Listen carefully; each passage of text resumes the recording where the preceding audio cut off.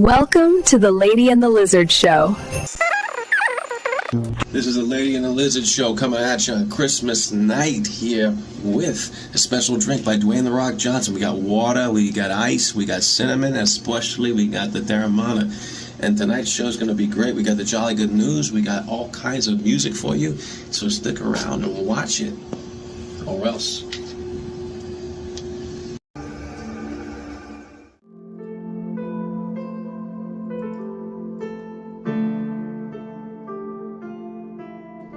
What's up, everybody? Welcome to the Lady and the Lizard Show. This is the Jolly Good News, our first segment. You tired of the bad news? We get the Jolly Good News. Okay, now, in Arizona, in October of 2025, just a few months ago, a backyard there was a meteor crash into someone's backyard. It was a basketball-sized meteorite landed right in a family's swimming pool, okay, during October, cracking the pool, but causing no injuries and thrilling scientists and neighbors alike. Mm-hmm. I mean, could you imagine that? What would you do if, like, a basketball-sized meteorite crashed into your swimming pool? I mean, I don't think insurance covers that. No, I don't think so. Well, yeah, acts of God or something. Right. I feel like it's entertaining to us, but I feel like I'd be pissed because you're going to have to clean something up. But, I mean, what if the actual meteorite was usable metal? What if it was some kind of, what exactly is meteorite? Can you sell it? Is it valuable? Is it gold? I mean, it's probably not gold, but I mean, it's probably worth something. Yeah.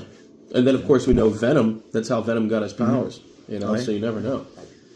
Well, that's some good news right there. Jolly good. We're not talking about people being murdered and the wars around the world. Here's another good one. Okay? A dog becomes honorary mayor. November 1st, 2024. Of course, this was happening last year. But in Japan, a dog named Maggie was named honorary mayor of Kameoka on Dog Day, attending events and symbolizing community affection for pets. Oh, are you a big pet guy? I am. What do you own? Cats rule, dogs rule.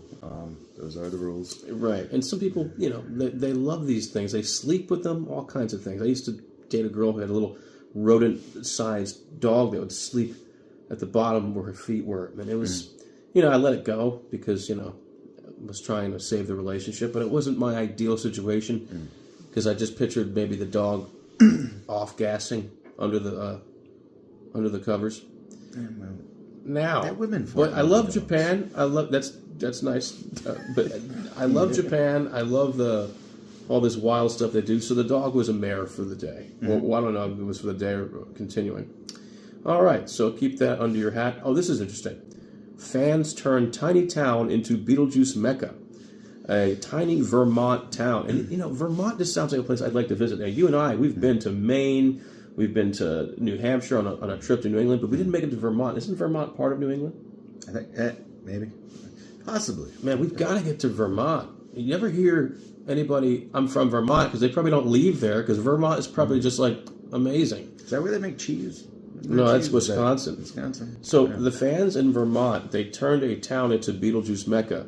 The town became a tourism spot for Beetlejuice fans decades after the film's release, boosting local economy in an unexpectedly joyful way. Man, I'd like to know exactly where in Vermont that is. We'll look that up at the end. So we have a special guest today, our friend Odo from Deep Space Nine, and he's going to talk about this next thing here.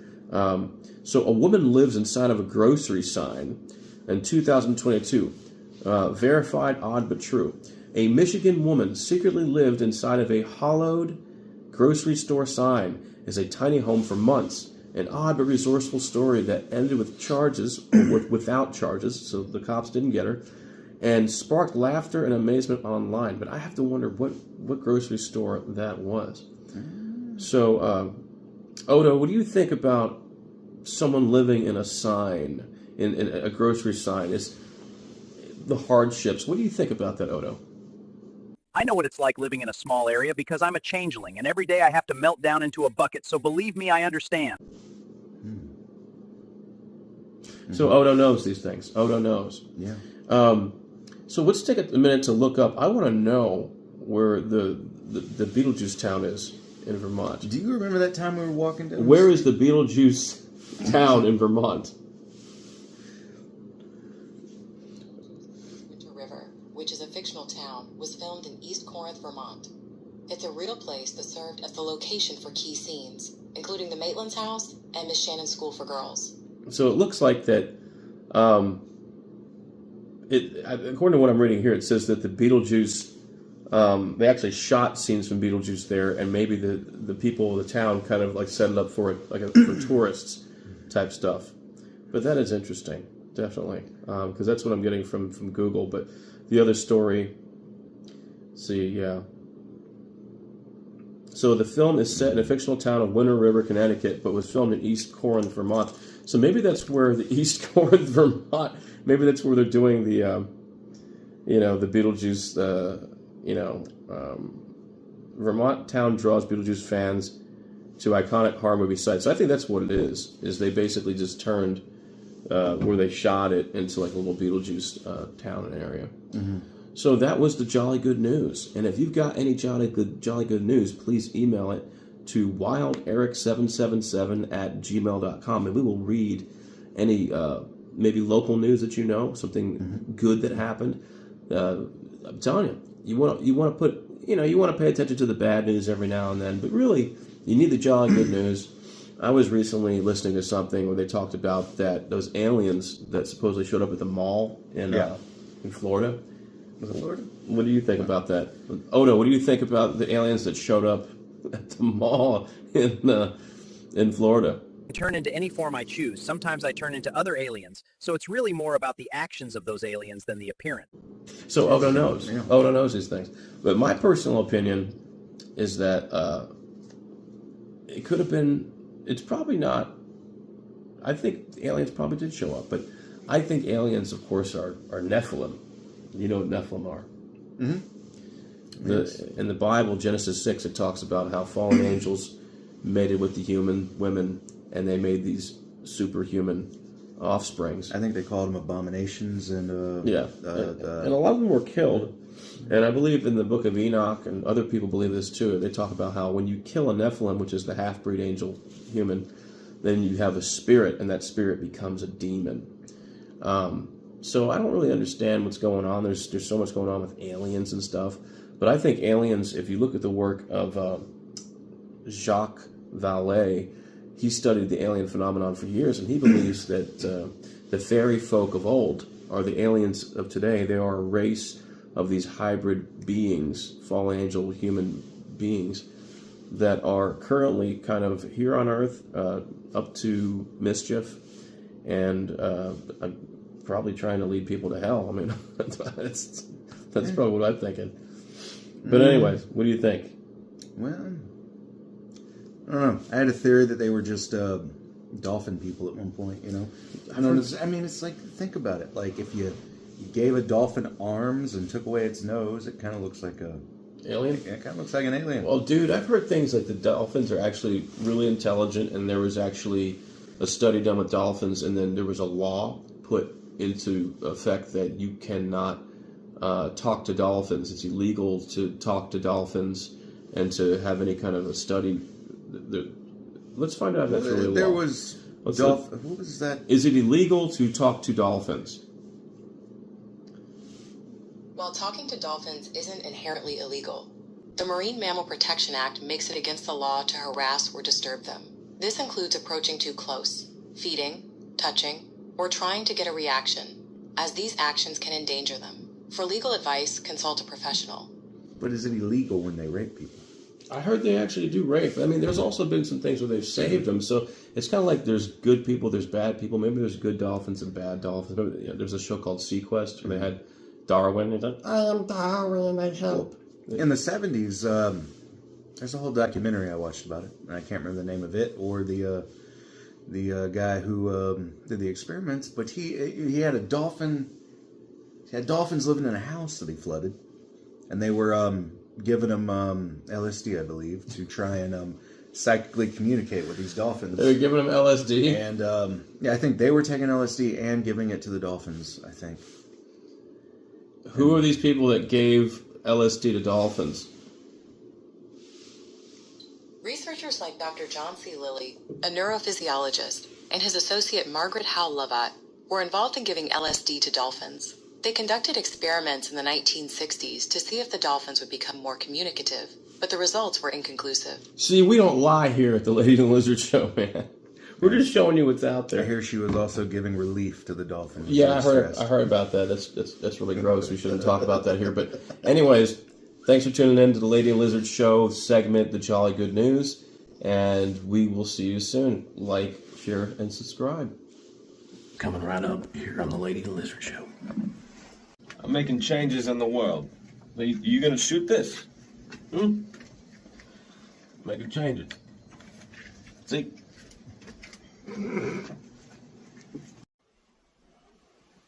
Hey, Hey, what are you doing? taking the dump. Well, did you know you were on the new show, The Toilet Questions?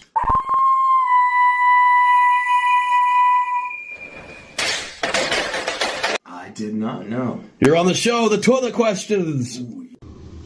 Welcome back to the Lady and the Lizard Show. This section is about the autobiographies. One day, are you going to live a life cool enough to write an autobiography? I can tell you, I could, but today's not about me. It's about my friend Lacey here and Be the Lady.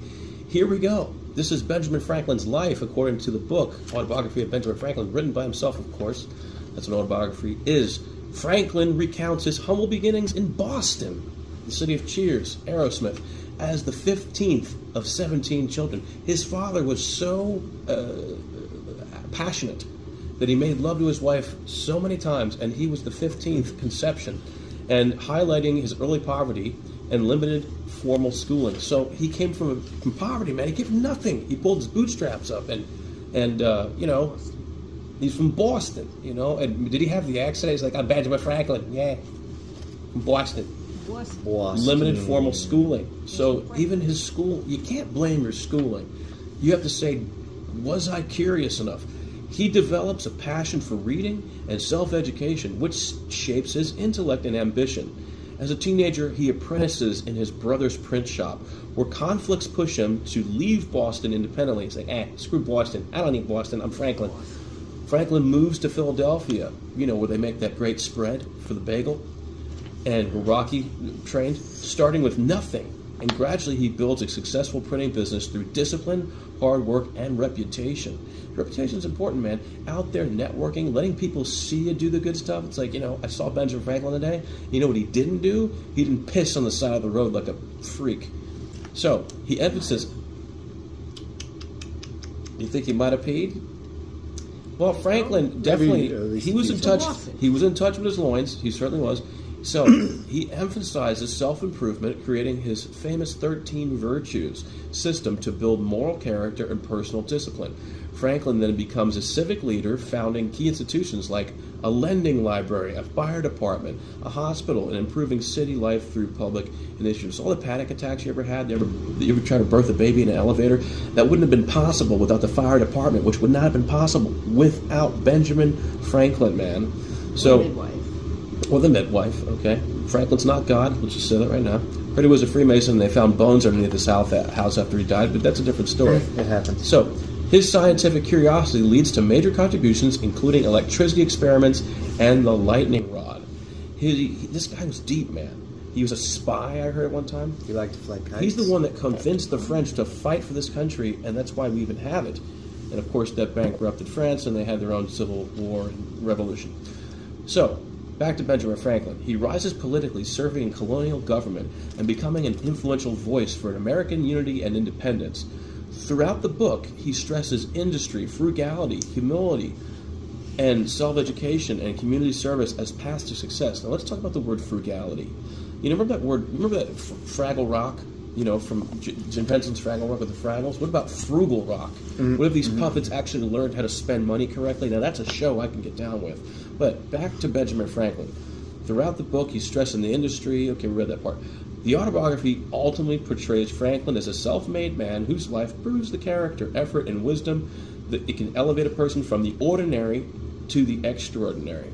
Now, Benjamin Franklin, what I happen to know about him personally, what he used to do with his friends back when he was young, because he liked to be around sharp minds like these characters I'm hanging out with here. And they would go into the woods and they would read books to each other on blankets. They sit in the woods, and they had a little group called the Junto. And I've always wanted to start the Junto. And in a way, that's what you're doing here today on the Lady Lizard Show in the autobiography section. So we encourage you to send in what you want us to read or cover. It's at WildEric777 at Wasn't gmail.com. the Junto? Wasn't that the Junto? The bad guys in Rush Hour? I don't know. Let's find out. In the movie Rush Hour, were the Junto the bad guys? What were they called? Junto. Oh. Just burped. They're called, often misheard as Junto. They're named Juntao. The Juntao. It's Chinese syndicate crime. So Juntao is not the Junto. Junto is Benjamin Franklin. Don't forget that. Now, if you're enjoying the madness which we're bringing here today, we encourage you to like and subscribe, all that jazz. Check out our music online. Lacey's also a musician. You want to do a shameless plug? Okay. That's a mystery. You'll eventually find that out. But, yeah, that was our second segment, and I think that'll be it. So, cut it.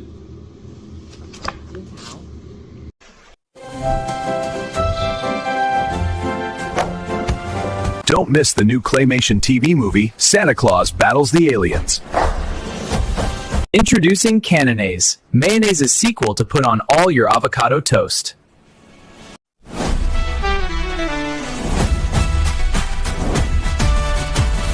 Catchdown, the new sauce to put on all your bologna sandwiches and hot dogs. Introducing our brand new line of canned foods. Canned foods inside a can. Welcome back to the Lady and the Lizard Show. You're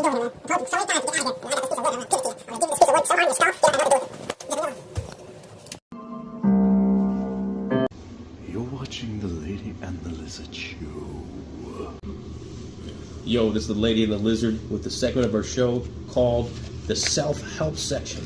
Today we're talking about the book by Norman Vincent Peale. It's called The Power of Positive Thinking. We're going to summarize some basic principles. And today on the show is our friend Lacey here to be the peanut gallery. So, the greatest obstacle to success is self-doubt. Okay? Lack of confidence defeats more people than real problems do. Now, how many people out there tonight can relate to that? You can't open your car. You think you can't get it open. But if you go to Amazon, they have those little balloons. You could pump it up and get your keys out. All because you have confidence, you see. Confidence comes from faith in God, faith in life's purpose, and a faith in yourself. Fill your mind with positive thoughts instead of fear, inferiority, and negativity. Can anybody give me any feedback with that? Constantly telling yourself you are inadequate trains your mind to fail.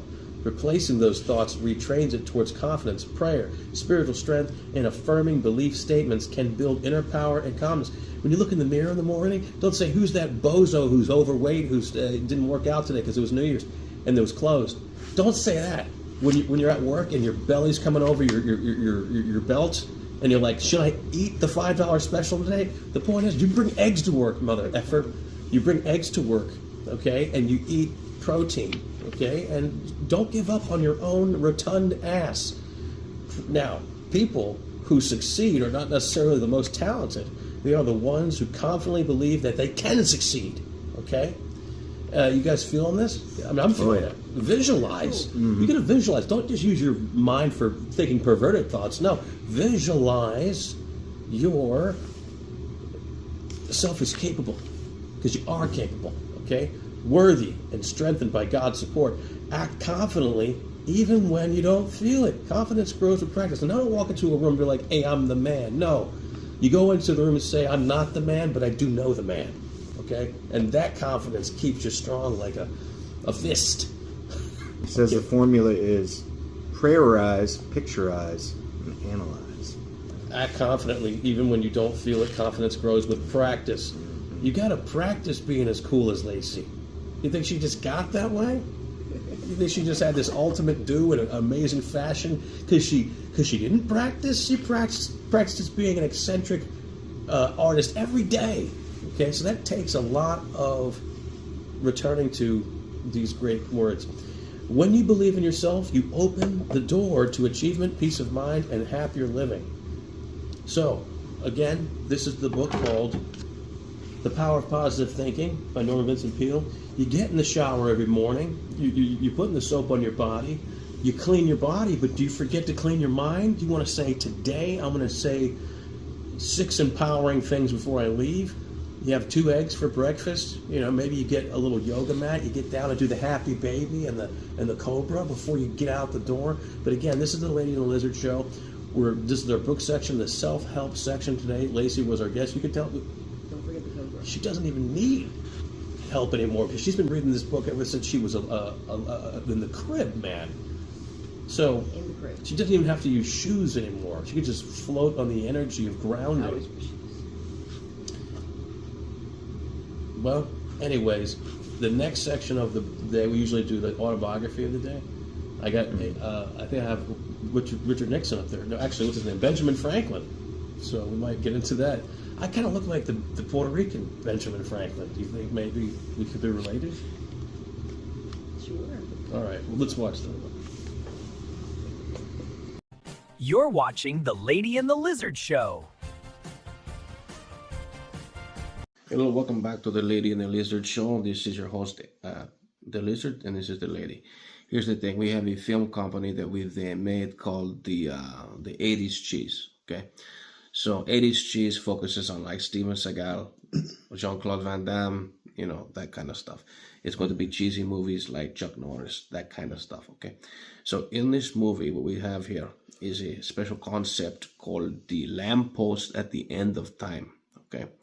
And as you see here, as pictured, we have the footage. It's called B-roll because we're setting the atmosphere of the movie, which is basically take place in a mountain town, okay, like Twin Peaks.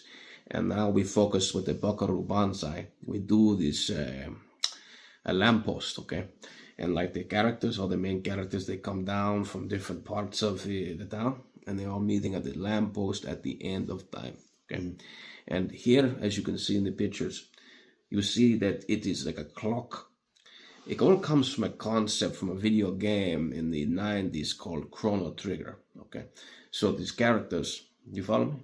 Mm-hmm. Okay. Yep. These characters in the game, they eventually get to a dimension that's outside of time itself. Okay, and Father Time is there, and they come and they say, Father Time, okay, we're going to be time travelers. We're going to correct the ultimate danger. But in this movie, it's just something, it's a reference that these youngsters, they play the game, you know. So they decided that there's a lamppost in their town that has a clock on it that, you know, it is pretty much like the lamppost at the end of time, okay, from that video game. I don't know how many gamers we have out here today. I've been one since I was in the cradle, you know. When I was raised on things like Ninja Gaiden, Super Mario 2, all that kind of shit.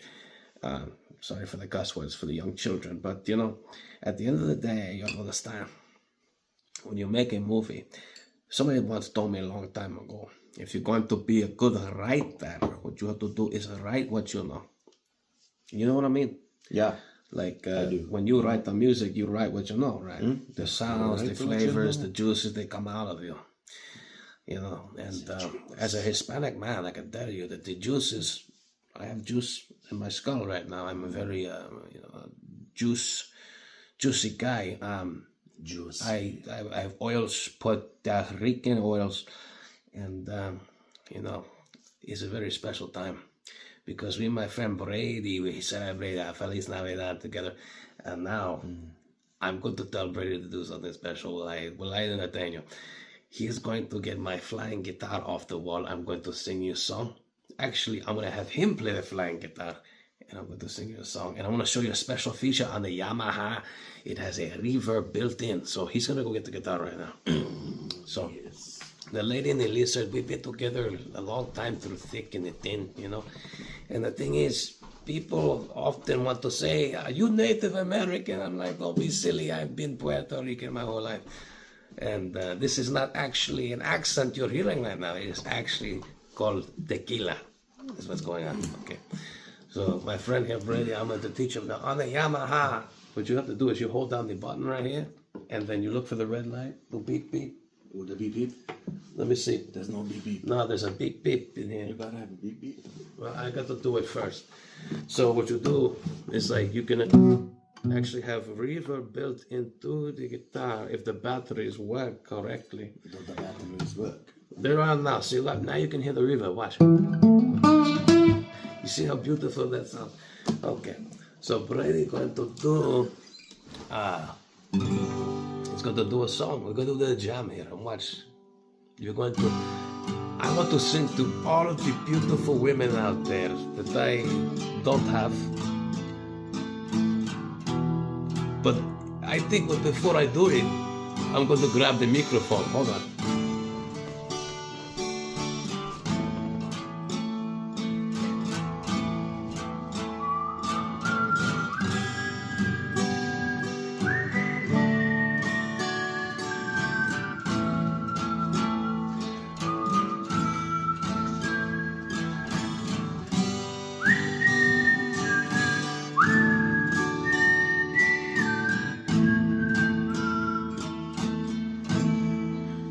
Now, darling, I've traveled far across the desert plain. When I saw your red hair, I just knew I would never be the same. No, no. So I called you up in the evening time and said, do you want to ride on my white horse and look at the stars are never shining bright when I see them reflected in your eyes? I packed some whiskey, I packed some Trixie trail mix. And that day, we woke up together in the tent, and I said, girl, I love you. You know, I've had my dealings with the law, and I know that's a problem, but I've changed. I'm not the man you think I was back in the 70s. No, I'm a new changed man because I've been to rehab, and I've studied how just to change to be your man. I'll take you fishing, and all the flounder and trout will be ours. And we'll camp out in the A.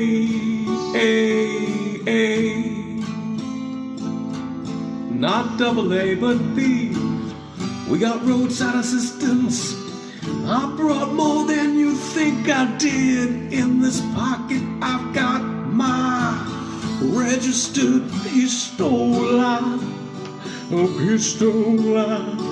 I've got a registered pistola to protect our family that we're gonna make. A family is what makes me wanna live. Oh, I wanna live with you. I wanna start a homestead, and I wanna raise sheep and goats and cattle with you. I wanna squeeze the milk freshly into your coffee every day, because I love you more than you'll ever know, darling. And I know one day we're gonna make the greatest marriage. We're gonna make the most beautiful children. We'll make the most beautiful future together. Ooh. And the poetry every night on the porch that you and I are gonna write. And the poems and songs that we'll write together, that'll drip down like tears. We'll wrap it up like a burrito in the New Mexican sunrise. Oh, darling, Your blonde hair's gone white, and I'll never forget how much I love you tonight. It's gonna be alright, I swear, I promise. I double dog dare you to love me. I double dog dare you to love me. I double dog dare you, my sweetest Susan pie. My Susan, I'm never gonna let you down. I've gotten help. I'm not the same guy. I've taken the past and I've invested it in the future. And from now on, I'm gonna pour you a sweet ice water with lemon, like you like. Because remember, Voltaire, the great poet, he had smallpox, but he defeated it with lemon water. And that's all I really wanted to say. So good night to the Lady and the Lizard audience. We love you because you're human, and we're human, and we're all kind of weird, and that's okay. You can be weird. We give you permission. So like, share, subscribe, tune in next week, and you'll hear more really weird stuff, and you won't feel so weird anymore. You'll be like, hey, you know what? Those guys are doing it. Why not? Good night. This is some vast groovitude! How you doing? Wild Eric here on the Lady and the Lizard show. Now for the story of the night. This is a poem from years ago. I don't know what year. Maybe you can look that up. It's The Ballad of Johnny Appleseed by Helmer O. Olson. Here we go. Through the Appalachian valleys with his kit, a buckskin bag, Johnny Appleseed went plodding past High Peak and Mountain Crag. Oh, his stockings were of leather, and his moccasin were tough. He was set upon a journey where the going would be rough. Johnny Appleseed was a tough guy, okay? He was set upon a journey where the going would be rough. See him coming in the springtime, passing violets in the glade. Many apple trees are needed, and the pioneers want shade. It's hard being a pioneer. Johnny carried many orchards in the bag upon his back, and the scent of apple blossoms always lingered in his track. Over half a fertile continent, he planted shiny seed. He would toss them in the clearings where the fawn and yearling feed. In the summer, see him trapping through the windings of the wood. Big, red apples in the oven make the venison taste good. Yeah. He would wander over the mountain. He would brave a raging stream. His eyes were filled with visions like an ancient prophet's dream. He would travel after nightfall, start again at early morn. He was planting seeds of apples for the children yet unborn. Where the autumn leaves turned crimson, he was eager to explore. Apple dumplings never blossomed on a shady sycamore. Johnny traveled where the war whoop of the painted tribes rang loud, and he walked among grim chieftains and their hot-eyed warrior crowd. He told them of his vision, of his dream that would not die, so he never was molested. What? Sorry, that's what it says. It's written by Helmer O. Olson. So he never was molested, and the settlers had their pie. Bitter winter found him trudging, not for glory or applause, only happy for the wine saps in tomorrow's applesauce. And that was The Ballad of Johnny Appleseed by Helmer O. Olson. And if you know more about that, drop it in the comments there. But that was story time with the Lady and the Lizard. We have this book we're reading from. It is called The Anthology. The Arbuthnot, Anthology of Children's Literature. Story time at the end of our show. Anyway, click it, like it, with all that jazz, all that razzmatazz. But stay tuned for a show. Our full-blown show with the podcast is on YouTube. It's called The Lady and the Lizard Show. Look it up. We talk about the jolly good news. You tired of the bad news? We got the good news. And we have live jam sessions. We got, don't I look good with the apples? I think there's something to do with me and the apples. It's great. And we also talk about movies and autobiographies and talking about our film company we're starting called 80s Cheese Productions. We're doing movies in the vein of Van Damme, Seagal. It's going to be good. And it's going to be faith-based, much like Chuck Norris's Texas Ranger. So thanks again. Have a good one.